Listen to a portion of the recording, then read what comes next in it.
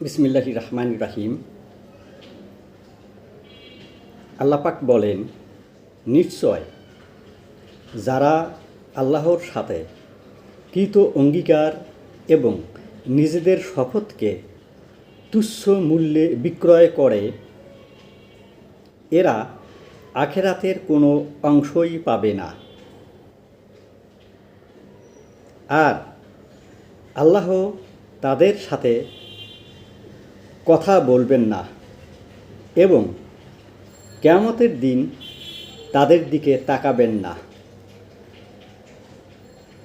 আর তাদেরকে পবিত্র করবেন না, এবং তাদের জন্য রয়েছে যন্ত্রণাদায়ক শাস্তি। আল কোরআন, সূরা আলে ইমরান, আয়াত ৭৭।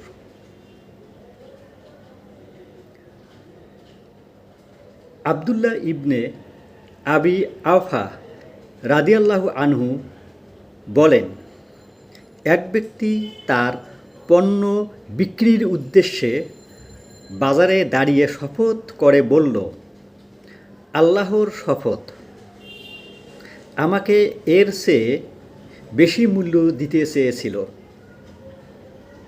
অথচ তা সত্য ছিল না।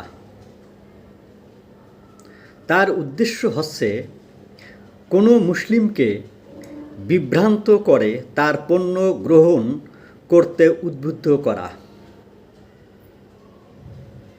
তখন এ আয়াত নাজিল হলো। হাদিসটি বুখারী শরীফ থেকে নেওয়া হয়েছে, হাদিস নাম্বার 2088। অন্য বর্ণনায় এসেছে, রাসূল সাল্লাল্লাহু আলাইহি ওয়াসাল্লাম বলেন, ৩ শ্রেণীর লোকের প্রতি আল্লাহ কিয়ামতের দিন তাকাবেন না, তাদেরকে পবিত্রও করবেন না, আর তাদের জন্য রয়েছে যন্ত্রণাদায়ক শাস্তি। ১. কোনো লোকের অতিরিক্ত পানি থাকা সত্ত্বেও কোনো মুসাফিরকে দিতে নিষেধ করেছে। ২. কোনো লোক রাষ্ট্রপ্রধানের হাতে কেবলমাত্র দুনিয়া লাভের জন্যই আনুগত্যের অঙ্গীকার করেছে, ফলে তাকে দুনিয়ার কোনো সম্পদ দেয়া হলে সে সন্তুষ্ট থাকে, না দেওয়া হলে অসন্তুষ্টি প্রকাশ করে। ৩.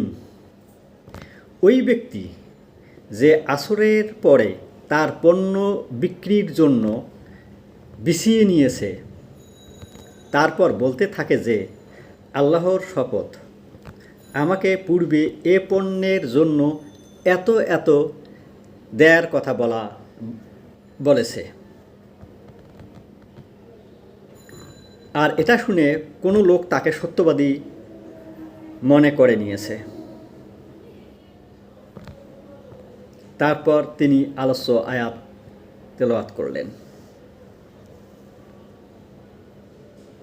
হাদিসটি বুখারী শরীফ থেকে নেওয়া হয়েছে, হাদিস নাম্বার 2358।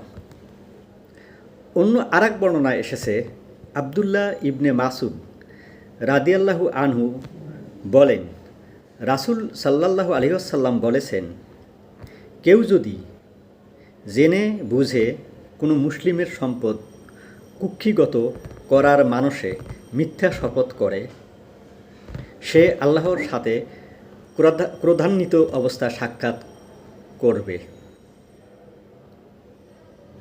তখন আল্লাহ তার নবীর সত্যায়নের জন্য এই আয়াতটি নাজিল করেন। এই হাদিসটি বুখারী শরীফ থেকে নেওয়া হয়েছে, হাদিস নাম্বার 4549 এবং 4550।